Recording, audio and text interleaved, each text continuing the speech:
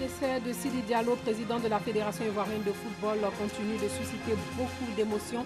La rédaction de RTI2 a rencontré certains de ses collaborateurs et des Ivoiriens qui lui ont rendu hommage. Et puis des grenouilles dans vos assiettes, ça vous dit? Nous vous conduirons dans un restaurant où la grenouille est reine. Bonsoir et bienvenue dans le journal. La nouvelle du décès du président de la Fédération ivoirienne de football est tombée comme un couperet samedi dernier. Sidi Diallo était aussi parrain de plusieurs clubs de football et d'associations sportives. Ce passionné de football a à son actif plusieurs trophées, notamment la Coupe d'Afrique des Nations en 2015. 3 jours après son décès, les Ivoiriens continuent de lui rendre hommage au micro d'Alassane Drabo. Ce mardi matin, une atmosphère de mélancolie s'est emparée de la maison du football en Côte d'Ivoire. L'ombre de Sidi Diallo plane sur la Fédération ivoirienne de football. La nouvelle est tombée cet après-midi du samedi 21 novembre 2020. Sidi Diallo, contaminé à la Covid-19 et confiné depuis le 9 novembre, est décédé. Ses collaborateurs n'en reviennent toujours pas. D'abord, c'est un choc, un énorme choc, difficile d'y croire, difficile d'y penser. C'est avec stupéfaction que nous avons appris le décès du président Augustin Sidi Diallo. C'est une nouvelle qui est difficile à avaler. C'est une grande perte pour nous. Sidi et moi, nous connaissons depuis très longtemps. On a pris la Coupe d'Afrique ensemble. On a travaillé ensemble sur les projets. La nouvelle est aussi apparue comme un choc auprès des amoureux du football ivoirien. Ils s'en rappellent et saluent un grand homme. Il y a un grand frère qui était assis. Il était sur Facebook. Il est passé, il m'a appelé. Ah, Alassane, comment il joue ballon? De m'appeler. Ah, Alassane, ici, Diallo est décédé. Vraiment, je ne croyais pas en fait. Vraiment, ça m'a touché. Il s'agit d'une grande perte pour le sport en général et particulièrement pour le football ivoirien. Et c'est l'occasion pour nous de rendre un hommage, un vibrant hommage à M. Sidi Diallo. C'était un terrible choc pour toute la nation et particulièrement à la famille footballistique. Parce que ce monsieur a œuvré beaucoup pour le football ivoirien. À la tête de la Fédération ivoirienne de football depuis septembre 2011, Augustin Sidi Diallo a remporté la Coupe d'Afrique des Nations avec les juniors en 2013, puis avec les seniors en 2015, après 23 années de disette. Sous son règne, la Côte d'Ivoire a également participé à la phase finale de la Coupe du Monde 2014 au Brésil.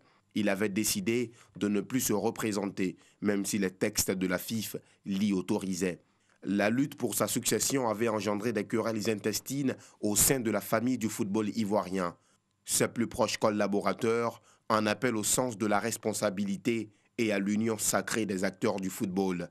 Nous voulons dire à tous nos frères, que tu sois du côté d'Idriss Diallo, de Sori Diabaté, de Drogba, qui est notre joueur à nous tous, de se mettre ensemble pour donner un message fort à tous les sportifs.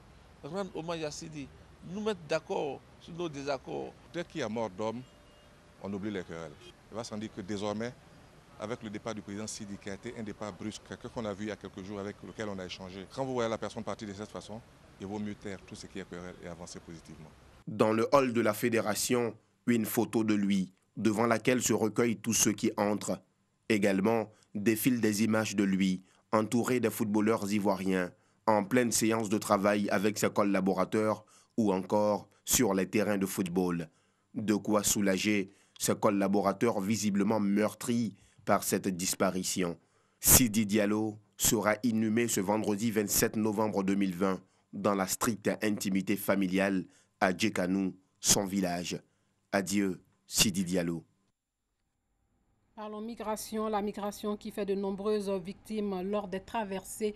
Les Ivoiriens occupent la 2e place avec 6,7% des migrants arrivés en Italie selon le classement des 10 premières nationalités de migrants. Pour canaliser le flux de migrants, l'Agence des Nations Unies pour l'éducation, la science et la culture a initié une émission radiophonique grand public à Bingéville. L'idée, sensibiliser les jeunes au partage d'expériences d'ex-migrants. La migration irrégulière s'est accentuée ces dernières années. Malgré les initiatives du gouvernement et d'autres structures partenaires, des jeunes sont toujours tentés de traverser la Méditerranée. En moyenne, 300 personnes meurent chaque mois sur la mer, soit 10 décès par jour, du fait de la migration irrégulière, selon l'Organisation internationale de la migration, OIM. Le bureau de l'UNESCO à Abidjan prend son bâton de pèlerin pour susciter une prise de conscience des jeunes face aux dangers liés à la migration irrégulière.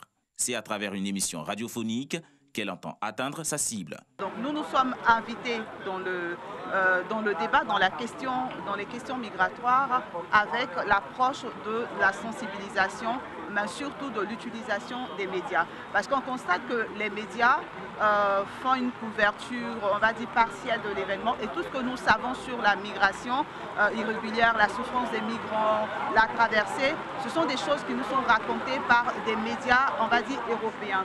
Il est important que les médias africains s'intéressent à la question. C'est la raison pour laquelle l'UNESCO organise des journées de sensibilisation et d'échange entre les jeunes, les journalistes, mais également les ex-migrants qui expliquent leur expérience. Pour montrer les dangers de la migration irrégulière par le Sahel ou la Méditerranée, aux potentiels candidats, ces ex-migrants racontent leurs mésaventures. Le travail qu'on nous donne au noir, comme on le dit, est vraiment difficile parce qu'il faut s'arrêter pendant 8 heures du temps en train de laver les assiettes qui sont en tonnes. C'est vraiment difficile. Au chantier aussi, même dans l'hiver, tu travailles, même si tu n'as pas de gants. Apparemment, je n'ai pas de gants. Il dit, bon, tout compte fait, il faut te débrouiller. Je te paye pour l'heure. C'est compliqué. Donc vraiment, c'était vraiment compliqué. Puis le fait de ne pas avoir une statue légale sur le territoire, ça me donnait du stress. De retour en Côte d'Ivoire, la réinsertion de ces jeunes a été un succès. Le mal que j'ai ressenti là-bas quand je suis revenu, je n'ai pas voulu baisser les bras. J'ai bataillé et aujourd'hui, je suis président d'une ONG qui milite pour une réinsertion, une intégration. La Direction générale des Ivoiriens de l'extérieur enregistre 1 200 000 jeunes migrants ivoiriens. 7 000 sont revenus en Côte d'Ivoire grâce à des mécanismes mis en place par cette structure. Pour tous ceux qui ont été en situation d'extrême délicatesse, l'État ivoirien a pris sur lui de les faire revenir. Quand ils reviennent, il y a aussi des projets de réintégration auxquels nous sommes autour de 1300 en termes de projets individuels et aussi autour de 1300 pour les projets collectifs. Le bureau de l'UNESCO à Abidjan, en initiant ces échanges avec les jeunes, s'engage à mettre en œuvre le projet d'autonomisation des jeunes en Afrique grâce aux médias et à la communication.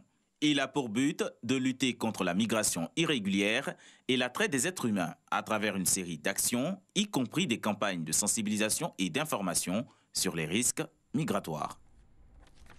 Les acteurs de la filière coton travaillent pour un coton de qualité. L'Intercoton et les autres acteurs de la filière préparent donc la campagne de récolte et de commercialisation du coton 2020-2021. Un défi reste à relever cependant, la qualité du coton graine. Soro Corona revient sur la sensibilisation des producteurs sur la nécessité de produire et livrer du coton graine de bonne qualité. Depuis 2012, les nombreuses réformes enregistrées dans la filière coton portent ses fruits.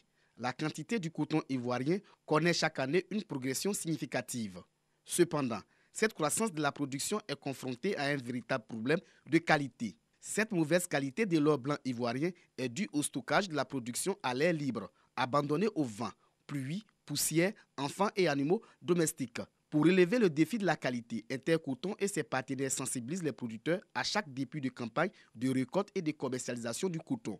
Tant que le producteur n'a pas une bonne qualité de coton, tout ce que nous voulons là, les objectifs, nous ne pouvons pas atteindre. On va donner la sensibilisation à tous les producteurs de coton ici en Côte d'Ivoire. Le sens de cette mission, c'est pour avoir une meilleure qualité cette année. Donc pour montrer aussi notre satisfaction au gouvernement, nous voulons une bonne qualité cette année. 3 jours durant, des équipes vont sillonner les zones de production afin d'instruire les producteurs sur les bonnes pratiques de récolte et post-récolte. Dès que les premières ouvertures commencent, ils commencent à faire la récolte. Et lorsqu'il y a une pluie, qu'ils attendent 3 à 4 ou 5 jours, éviter de récolter sous la pluie, ce qui peut dégrader la qualité de la fibre, la qualité également aussi de la graine, et ce qui n'est pas bon. La bonne qualité du coton garantit un bon revenu aux producteurs, assure la viabilité de la filière et sa crédibilité sur le marché international de la fibre. Depuis la campagne 2018-2019, la Côte d'Ivoire est le 3e producteur africain de coton, avec plus de 450 000 tonnes de coton graine. Pour cette campagne, le kilogramme du coton bien séché et trié se négocie à 300 francs CFA. Une soupe de grenouille ou une assiette de grenouille sautée, des recettes qui font saliver. Oui, vous avez au menu aujourd'hui de la grenouille. On la retrouve de plus en plus dans l'espace gastronomique à Abidjan. La grenouille se mange avec du foutou de manioc, une spécialité d'emprisée par d'autres peuples. Georgette Ido nous conduit dans un restaurant dans la commune de Yopougon où se met réjouit les palais de plusieurs. Soirée de dimanche paisible pour Jean-Roger et ses amis. Fidèles à leur habitude, ils se retrouvent pour déguster un plat spécial, le bé ou encore la sauce grenouille accompagnée du foutou manioc. Originaire de la région des Grands Ponts, Jean-Roger en a fait une habitude alimentaire. C'est pas un plat de cheval, moi aussi à Jukrou. Je vais manger le bé parce que c'est bon, la grenouille. Ce restaurant situé à Yopougon en a fait une spécialité. Ses clients en raffolent.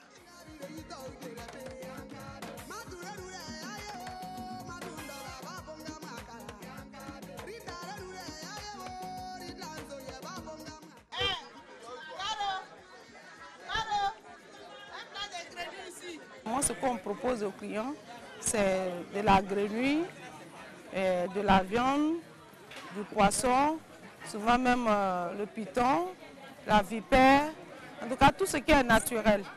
Voilà, quand on gagne, on propose aux clients. L'une de nos spécialités, c'est le foutou manioc avec la grenouille, parce que c'est un plat qui est beaucoup recherché. Nous, on fait la cuisine traditionnelle. Le plat de grenouille ici, 3 grenouilles accompagnées de foutou manioc à 1000 francs. Pour répondre à la forte demande et satisfaire sa clientèle, Blandine investit plus de 500 000 francs CFA toutes les semaines. C'est de la viande qui est beaucoup demandée. Donc ici, s'il n'y a pas de grenouille, les gens ne mangent pas. Donc je suis obligée de faire bien le stock pour ne pas que je manque. La vente de la grenouille, ça rapporte. C'est la même chose comme toute activité. Tu as pris la grenouille de 500 000, tu vas te retrouver après toutes les dépenses, tu peux te retrouver au moins c'est 250 000. Fumée ou fraîche, la grenouille a sa clientèle. L'essentiel pour elle, c'est d'en consommer à satiété. Manger la grenouille, en tout cas, c'est pour avoir la santé. Ça fait du bien. Quand je mange la grenouille, je me sens bien, léger. C'est la grenouille qui nous attire et puis nous on vient ici. Et les gens de brousse, etc. La grenouille, c'est bien fait, c'est du naturel. Toutes les pailles de la grenouille sont consommées. On n'a pas l'habitude de manger ça partout. Donc c'est ça même, après ça, il me faut me déplacer pour venir manger ici. Si elle est prisée par certains, d'autres par contre n'y ont jamais goûté. C'est le cas de Rosa, une habituée de ce restaurant qui préfère plutôt le poisson. On dit c'est doux, mais je n'arrive pas. Peut-être qu'ils vont me cacher mes yeux pour me dire que je vais manger, mais je n'arrive pas, je ne peux pas. Je peux manger la sauce, mais ne pas toucher. C'est la nourriture de chez nous. Quand je viens ici, s'il n'y a pas de poisson, bon, je mange viande de brousse, mais grenouille, je ne mange pas. Une habitude culinaire exclusivement reconnue au peuple d'An, dans l'ouest du pays, la grenouille est désormais inscrite au menu de plusieurs espaces gastronomiques à Abidjan, comme ici à Yopougon, dans ce restaurant qui fait recette. Le reportage de Georgette Ido était commenté par Joël Gossé. Et puis la partie de la majorité présidentielle au Burkina Faso a appelé aujourd'hui au respect des résultats du double scrutin présidentiel et législatif de dimanche, après que l'opposition a dénoncé notamment la non-ouverture ou l'ouverture tardive de bureaux de vote, le transport non sécurisé des urnes, le manque de matériel ou de personnes ou encore la modification arbitraire de la cartographie des bureaux de vote. Un autre rendez-vous avec la presse nationale et internationale pour dénoncer l'organisation du double scrutin présidentiel et législatif du 22 novembre dernier. Selon les partis signataires de l'accord politique de l'opposition, il est entaché d'irrégularités. Au cœur de leur contestation, la non-ouverture ou l'ouverture tardive des bureaux de vote, le transport non sécurisé des urnes, le manque de matériel ou de personnel ou encore la modification de la cartographie des bureaux de vote. Tous les observateurs sont unanimes pour dire que la CENI a failli dans l'organisation administrative et pratique des élections du 22 novembre 2020, toute chose qui nous amène à émettre de très fortes réserves sur la sincérité et la crédibilité des résultats. Face à ces déclarations répétées de l'opposition, l'Alliance des partis de la majorité a invité ce mardi, lors d'une conférence de presse, les différents acteurs politiques au respect des résultats des urnes. Pour Maître Benewande Sankara, porte-parole des partis de la majorité, les insuffisances relevées par l'opposition ne sauraient entacher la crédibilité et la sincérité du scrutin. Suspendue ce lundi, la Commission électorale nationale indépendante CENI a repris ce mardi la compilation des résultats. Aux États-Unis, après plus de 2 semaines pour tenter de démontrer des fraudes lors du scrutin présidentiel du 3 novembre, Donald Trump a donné hier soir son feu vert au processus de transfert du pouvoir à Joe Biden. Une fois de plus, c'est sur Twitter que Donald Trump s'est exprimé. Lundi soir, dans un message alambiqué, le président républicain des États-Unis a donné son feu vert au lancement du processus de transfert de pouvoir à Joe Biden. L'actuel président s'est toutefois gardé de reconnaître directement la victoire du démocrate.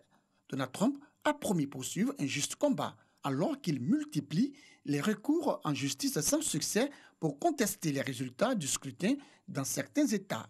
L'Agence des services généraux de l'administration indique qu'elle reconnaît Biden comme le gagnant. Il n'a pas attendu l'annonce de Donald Trump pour commencer à plancher sur son futur gouvernement. Joe Biden a annoncé lundi les noms des futurs responsables de son administration dans le domaine de la diplomatie et de la sécurité nationale. Fin de ce journal, portez-vous bien.